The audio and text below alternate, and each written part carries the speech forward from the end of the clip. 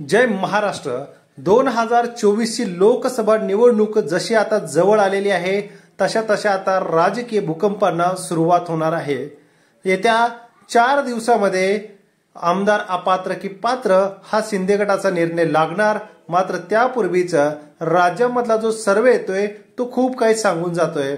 अखेर देवेंद्र फडणवीस आणि भारतीय जनता पक्षाने जे काही राज्यामध्ये फोडाफोडीचं राजकारण केलंय ते मात्र त्यांना आता जड जाणार असल्याचं पुन्हा एकदा सर्वे मधून समोर येतोय।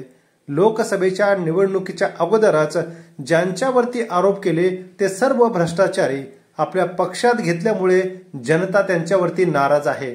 तर भारतीय जनता पक्षाने एक प्रकारचा विश्वास गमावला असल्याचं नागरिक म्हणतात।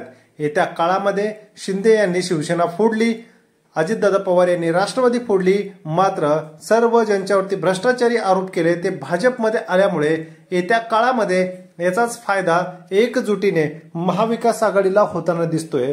राज्यामधले जे महत्त्वाच्या चॅनलने सर्वे केलेला आहे आणि संस्थेने त्यामध्ये मात्र लोकसभेला महाविकास आघाडी आणि उद्धव ठाकरे हे सर्वात पुढे असतील। येत्या काळामध्ये उद्धव ठाकरे यांना एकट्याला बाजूला करण्यासाठी मोदी सरकार पूर्ण ताकद लावेल, मात्र महाराष्ट्रातील जनता ही उद्धव ठाकरे यांच्या सोबत असल्याचं या सर्वेमधून पुन्हा एकदा दिसून येतं। धन्यवाद। जय महाराष्ट्र।